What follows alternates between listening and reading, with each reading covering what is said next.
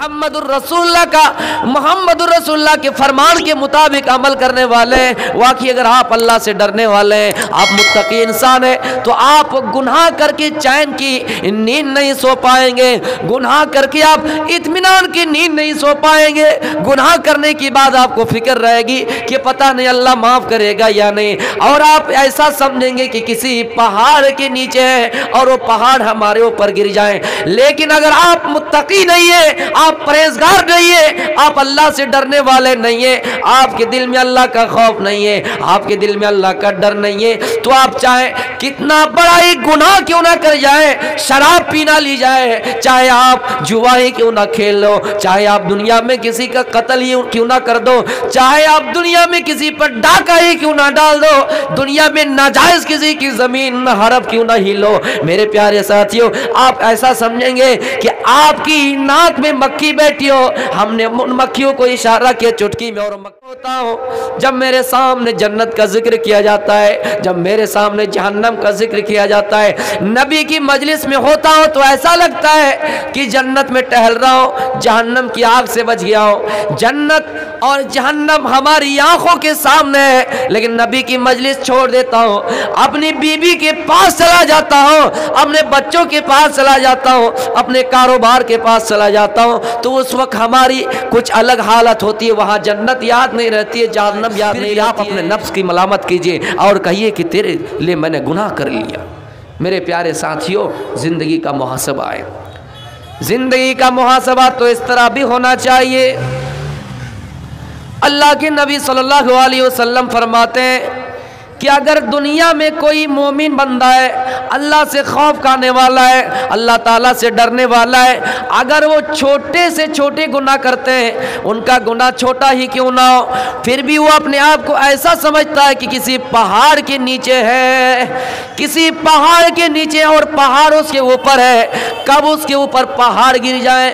हकीकत में मेरे मोमिन भाइयों, मेरे मुसलमान भाइयों, अगर वाकई आप अल्लाह वाले, वाकई आप दीन वाले हैं, वाकई अगर आप मोहम्मदुर रसूलुल्लाह का, मोहम्मदुर रसूलुल्लाह के फरमान के मुताबिक अमल करने वाले हैं, वाकई अगर आप अल्लाह से डरने वाले हैं, आप मुत्तकी इंसान हैं, तो आप गुनाह करके चैन की नींद नहीं सो पाएंगे, गुनाह करके आप इत्मीनान की नींद नहीं सो पाएंगे।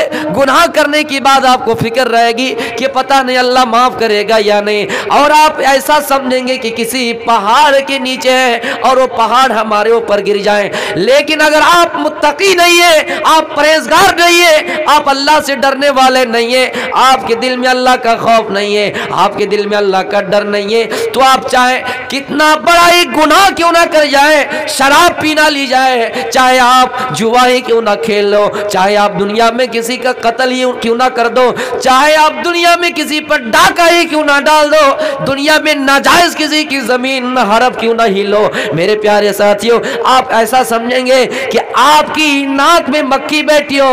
हमने उन मक्खियों को इशारा किया चुटकी में और मक्खी उड़ गई। आपने वैसे ही अपने कुरान को महसूस कर लिया कि नाक में कोई मक्खी बैठी है, मक्खी को भगाना हमारे लिए आसान है। अगर आप वाकई मोमिन है तो छोटे से छोटे गुनाह करेंगे, फिर भी आपको लगेगा कि आप किसी पहाड़ के नीचे हैं, और वो पहाड़ कब आपके ऊपर गिर जाएं, आपको डर है। लेकिन अगर आप मोमिन नहीं है, आपके अंदर अल्लाह का खौफ नहीं है, आपके अंदर अल्लाह का डर नहीं है, तो आप गुनाह को यूँ समझेंगे जैसे आपकी नाक में मक्खी बैठी हो, और वो मक्खी कब भग जाए। मेरे प्यारे साथियों, अल्लाह फरमाता है, अल्लाह के नबी सल्लल्लाहु अलैहि वसल्लम फरमाता है, इन्नल अब्दा इदा अख्ता खतियतन नुकितत फी कल्बी नुक्ततुन सौदा। जब बंदा गुनाह करता है, जब बंदा गलतियां करता है, जब बंदों से गुनाह हो जाता है, जब बंदों से गलतियां हो जाती है, जब इंसान खता करता है, तो अल्लाह रब्बुल आलमीन उसके दिल में एक सिया नुक्ता डाल देता है, एक सिया धब्बा डाल देता है। उनके दिल में एक सिया नुक्ता बैठ जाता है, सिया धब्बा पड़ जाता है। अगर वो बंदा तौबा कर लेता है, अगर वो बंदा अपने उस गुनाह से बाज आ जाता है, तो मेरे प्यारे साथियों, वो सिया नुक्ता धीरे धीरे मिट जाता है, वो सिया धब्बा धीरे धीरे खत्म हो जाता है। अगर वो तौबा नहीं करता है, तो वो धब्बा धीरे धीरे मेरे प्यारे साथियों उसके पूरे जिस्म में फैल जाता है। वो धब्बा फिर उसके जिस्म में पूरे फैल जाता है और फिर वो ये नहीं सोच पाता है कि कोई नमाजी है कोई बेनमाजी है। यानी नमाजी और बेनमाजी से उसको कोई मतलब नहीं है। उनको नमाज पढ़ने वाला भी वैसा ही दिखेगा और ना पढ़ने वाला भी वैसा ही दिखेगा। एक काफिर और एक मोमिन के अंदर उसे फर्क नजर नहीं आएगा। हलाल और हराम में उनको फर्क नजर नहीं आएगा। मेरे प्यारे साथियों, आप में से अगर कोई किसी गुनाह में मुलव्विस है, कोई किसी गुनाह में डूबा हुआ है, तो अपनी जिंदगी के बारे में गौर करें कि नबी अकरम का फरमान सच्चा है या नहीं। अगर आपने तौबा नहीं किया और ये नियत नहीं की कि हम आज के बाद से उस गुनाह को नहीं करेंगे, तो मेरे भाइयों यकीन जानिए कि आपको ऐसा लगेगा कि दुनिया का कोई गुनाह हमारे नज़दीक गुनाह ही नहीं। मेरे प्यारे साथियों, जब बंदा तौबा कर लेता है तो वो नुक्ता, वो धब्बा मिट जाता है। अगर तौबा नहीं करता है तो मेरे प्यारे साथियों धीरे धीरे जिस्म में फैल जाता है। फिर नमाजी, बेनमाजी, रोजेदार, गैर रोजेदार, उसको फर्क नजर नहीं आता है। एक नमाज पढ़ने वाले की हैसियत उनके नजर में उतनी है जिनकी जितनी हैसियत नमाज ना पढ़ने वाले की है। नमाज ना पढ़ने वाले की हैसियत उनके नजर में उतनी है जितने नमाज पढ़ने वाले की। मेरे भाइयों यकीन जानिए, अगर आपने अगर कोई गुनाह किया है, कोई गलती की है, तो तौबा कीजिए, वो नुक्ता मिल जाएगा। अगर तौबा नहीं करते हैं, गुनाह ही गुनाह करते जा रहे हैं, तो धब्बा धीरे धीरे अपने जिस्म पे फैल जाए। या अय्युहल्लज़ीना आमनुत्तकुल्लाह वल तंजुर नफ्सुम मा क़द्दमत लिगद। हाय ईमान वालों, अल्लाह से डरो और तुम में से हर इंसान को गौर करना चाहिए कि उसने अपनी जिंदगी के लिए कौन सी तैयारी कर रखी है। हज़रत अबू बकर सिद्दीक रज़ियल्लाहु ताला अन्हु और हंज़ला रज़ियल्लाहु ताला अन्हु दोनों की मुलाकात होती है। एक दूसरे को सलाम करता है, सलामु अलैकुम वालेकुम अस्सलाम।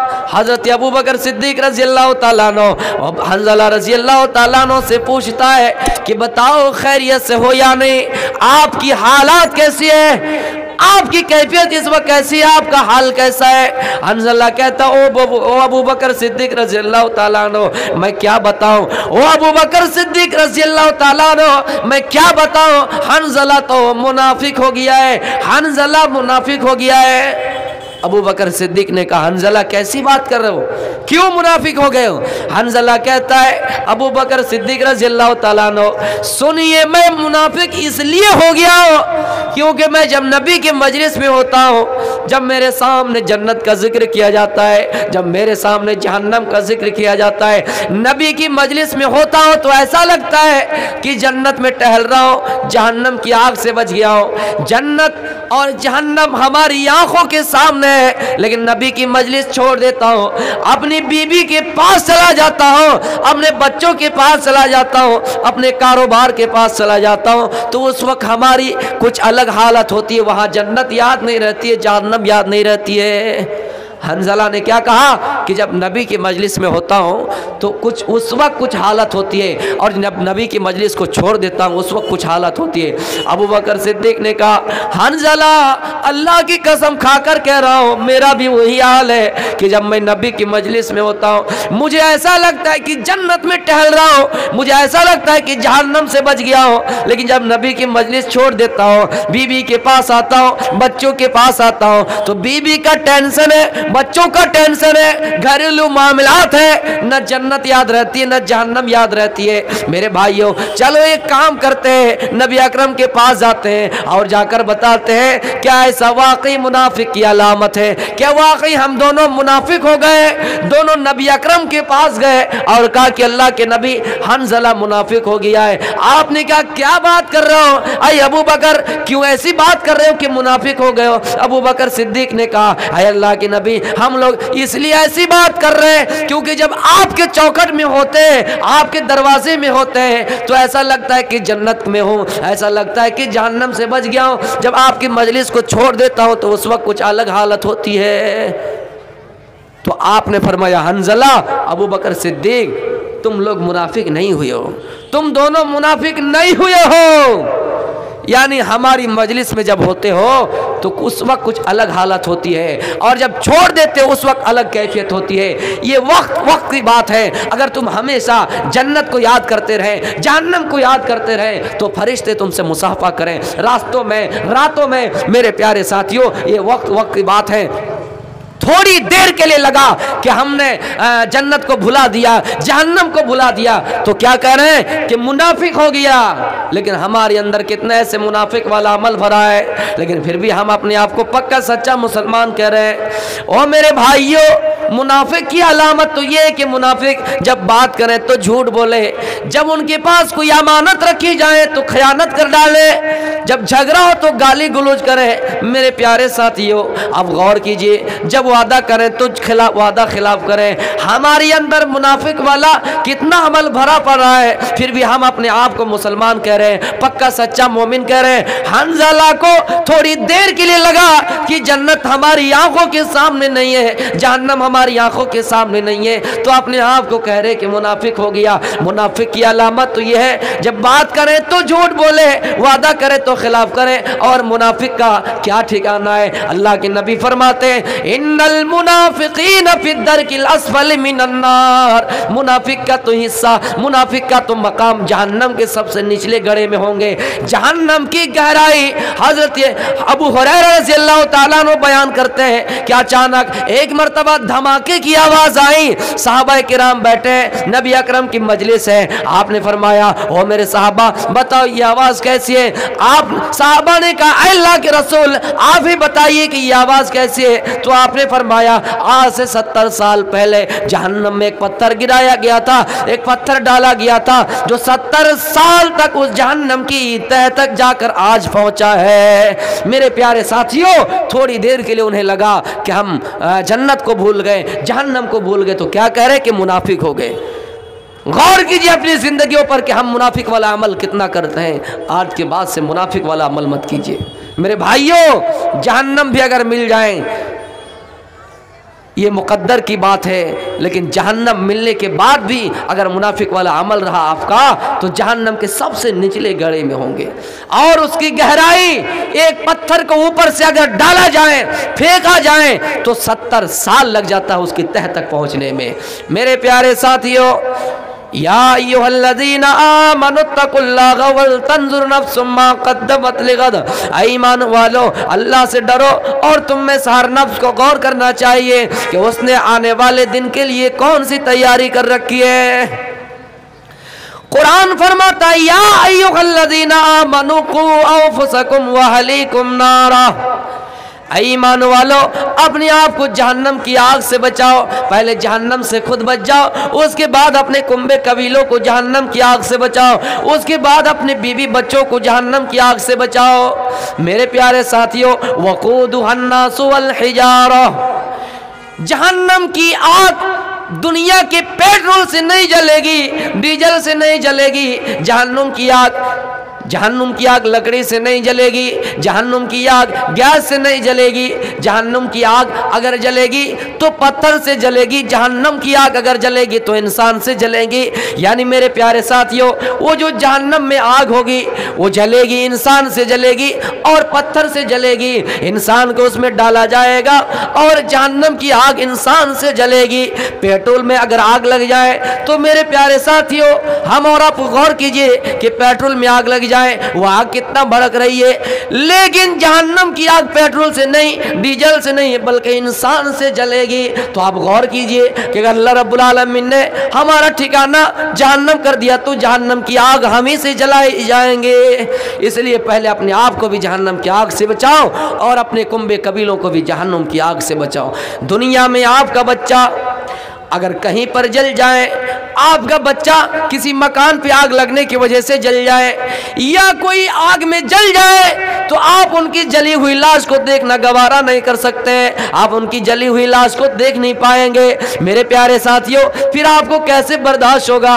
फिर आप कैसे ये चाहते कि आपकी औलाद क़यामत के दिन जहन्नुम की आग में जले, जहन्नम में आपकी औलाद को डाली जाए? मेरे प्यारे साथियों, इसलिए दुनिया में अपने आप को भी कामयाब बनाओ और अपने बच्चों को भी कामयाब कामयाब बनाओ। मेरे प्यारे साथियों, गौर कीजिए, अपने आप को भी जहन्नम की आग से बचाओ, अपने बच्चों को भी जहन्नम की आग से बचाओ। जहन्नम की आग से बचाने के लिए क्या करना है? अपने बच्चों की सही तरबियत करनी है, अपने बच्चों को दीनी इदारे में रखना है, अपने बच्चों को एक को कम से कम मौलवी बनाना है, अपने बच्चों को दीन के खातिर किसी एक को कम से कम लगाना है, अपने आप को जहन्नुम की आग से बचाना है, अपने कुंबे कबीलों को भी जहन्नुम की आग से बचाना है और अपनी औलाद की सही तरबियत करनी है। हालिया रिपोर्ट के मुताबिक किसी ने तहरीर की है, किसी ने पोस्ट की है कि मेरे भाइयों, ये 14 फरवरी जो वैलेंटाइन डे के नाम से मशहूर है, मेरे प्यारे साथियों, मुस्लिम लड़कियां कितनी फिर मुर्तद हो गई। ये रिपोर्ट सही नहीं है, लेकिन मेरे भाइयों आप देख लीजिए, पहले ये एक में होता था, फिर धीरे धीरे सैकड़ों में बदला, फिर हजारों में बदला, अब तो लाखों केस ऐसे आ रहे हैं कि हमारे बच्चे मुर्तद हो रहे हैं। मुसलमान कौम की लड़कियां मुर्तद हो रही है। इसकी सबसे बड़ी वजह यह है कि हमने अपने बच्चों को सही तरबियत नहीं दी है।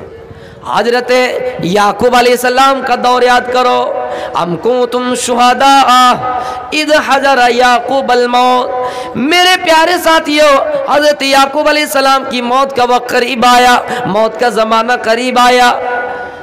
अब करीब के मौत आ जाएंगी, दुनिया से चल बसेंगे, तो उन्होंने अपनी सारी औलाद को जमा किया। जमा करने के बाद अपने लड़कों से कहा, अपनी औलाद से कहा, अपने बच्चों को जहन्नुम की आग से बचाने का मतलब सीखिए। मेरे भाइयों, याकूब अलैहिस्सलाम ने अपनी औलाद को जमा किया और कहा, इद क़ाल लिबनी, आए मेरे बेटों, आए मेरी औलादों, मा ताबुदून मिन बादी, आए मेरे बेटों, मेरे इंतकाल के बाद माता अबुदून मिन बादी, मेरे इंतकाल के बाद तुम किसकी इबादत करोगे? मेरे इंतकाल के बाद तुम किसकी पूजा पाठ करोगे, किसकी परस्तिश करोगे? उन बेटों ने भी जवाब दिया, क़ालू नअबुदु इलाक व इलाह आबाइक, आए मेरे अब्बू, हम आपके इंतकाल के बाद आपके माबूद की इबादत करेंगे, आपके बाप दादाओं के माबूद की इबादत करेंगे, इब्राहीम व इस्माइल व इसहाक, हम आपके माबूद की इबादत करेंगे, आपके बाप दादा इब्राहिम, इस्माइल और इसहाक के माबूद की इबादत करेंगे। मेरे प्यारे साथियों, हम अपनी जिंदगी के बारे में गौर करें कि जब हमारी मौत का टाइम करीब आता है तो क्या हम अपनी औलाद को ऐसी वसीयत करते हैं? नहीं नहीं, हम अपनी औलाद को ये वसीयत करते हैं कि फला खानदान से मुकाबला करना, फला खानदान से आगे बढ़ जाना, फला खानदान से लड़ना, फला खानदान से इंतकाम ले लेना। हम अपने बच्चों को वसीयत ये नहीं करते हैं। एक नबी को फिक्र थी, कहे मेरे बेटों, मरने के बाद किसकी इबादत करोगे? तो बेटों ने जवाब दिया था कि हम आपके माबूदों की इबादत करेंगे। ये तरबियत है मेरे भाइयों। हमारी मुस्लिम बहनें कितने ऐसे हो गए जो गैरों के साथ फरार हो गई है। हमें और आपको ये मजाक लग रहा है? जब पढ़ता हूँ, सुनता हूँ तो खून के आंसू रोता हूँ कि आज क्या हो गया समाज को। मेरे भाइयों, एक ज़माना था, एक दौर था कि सहाबियात कुरान पढ़ती थी और घर घर में इस्लाम की तालीम को आम करती थी। आज उन्हें बताना पड़ रहा है कि तुम गैरों के साथ फरार क्यों हो रहे हो। मेरे भाइयों, गौर करने वाली बात है। इसकी वजह यह है कि हमने अपनी बेटियों की सही तरबियत नहीं की, सही तरीके से परवरिश नहीं की। हमने उनका ठेका इस तरह ले रखा है गोया कि वो हमारा कोई है ही नहीं। हमने मोबाइल उनके हाथ में दे दिया। अगर ज़रूरत पड़े तो आप उनके हाथ में मोबाइल दीजिए, लेकिन छानबीन कीजिए। एक बंगला गज़ल किसी ने कहा कि हमारी माँ बहनें जब मोबाइल इनको मिल जाता है तो फेसबुक पर फोटो अपलोड करते रहते हैं। किसी ने खूब भी कहा था कि मुसलमानों, एक दौर ऐसा आएगा, अगर जिंदा रहो तो आप पूछिएगा, मर जाओ तो दुआ के लिए हाथ उठा दीजिएगा। आने वाली तारीख में हमारी माँ बहनों के आंचल से कोई औलाद सुख नहीं पाएगी, उनके दामन से कोई सुख नहीं पाएगी। इसलिए नहीं पाएगी क्योंकि उनके दामन ही नहीं होंगे, उनके आंचल ही नहीं होंगे। फटी पुरानी कपड़े पहनेंगे, फटी जींस पहनेंगे, जिनके कपड़े ही नहीं होंगे, उनके दामन ही नहीं होंगे, उनके आंचल ही नहीं होंगे, तो कैसे उनकी औलाद सुख पाएगी। किसी ने बंगला गज़ल में एक मिसरा लिखा है कि कुंदेशेरी में तुम्ही, कुंदेशेरी में तुम्ही केमन तुम्हार बाप, ফেসবুকেতে ছবি ছেড়ে করছো কেন পাপ, কোন দেশেরই মেয়ে তুমি, কেমন তোমার বাপ, ফেসবুকেতে ছবি ছেড়ে করছো কেन पाप। आए मेरे नौजवानों, अपने आप को जहन्नम की आग से बचाओ और अपने कुंबे कबीलों को भी जहन्नम की आग से बचाओ, अपनी बेटी को जहन्नम की आग से बचाओ। चंद खत्म कर दे या हम करें? चंद नहीं, बंगला में करें। मेरे प्यारे साथियों, टाइम मेरा ख़त्म हो गया। आखिर में कह रहा हूँ, नबी अकरम सल्लल्लाहु अलैहि वसल्लम की बेटी थी, लाडली बेटी हज़रत फ़ातिमा रज़ियल्लाहु ताला अन्हा। आपने अपनी बेटी का ख्याल इतना किया, परवाह इतना किया कि आप नबी अकरम सल्लल्लाहु अलैहि वसल्लम उनके घर जाते हैं, दरवाजे में देखता है कि एक डिज़ाइनदार चादर लटक रही है, डिज़ाइनदार पर्दा लटक रहा है। आप घर से नाराज़गी का इजहार करते हुए आ गए। बेटी ने कहा, अब्बू नाराज़ होकर चले गए, अरे अली जाइए आप पूछिए। जब गए तो पूछा, मेरे प्यारे साथियों, आपने वजह बताई कि आपके घर में डिजाइनदार पर्दा लटक रहा है, चादर लटक रही है। ओ मेरी बेटी, माली वाली दुनिया करा के बिन सजल्ला तहता शजरतिन। ओ मेरी बेटी, मुझे दुनिया से क्या मतलब, मैं तो मुसाफिर की तरह आया हूं और इस दुनिया में थोड़ी देर आराम करूंगा और चल बसूंगा। मेरी बेटी, उस डिजाइनदार पर्दा को हटा दो। मेरे प्यारे साथियों, इतनी बातें मैंने मुहासबा नफ्स के सिलसिले में रखी। अल्लाह रब्बुल आलमीन से दुआ है बारी इलाह इस जलसे को कबूल अता फरमाए। जितनी बातें हमने कुरान और हदीस के सिलसिले में कही, इस पर सबको अमल पेरा होने की तौफीक दे। वमा अलैना इल्लल बलागुल मुबीन व आखिरु दावाना अल्हम्दुलिल्लाहि रब्बिल आलमीन। अस्सलामु अलैकुम व रहमतुल्लाहि व बरकातुहू।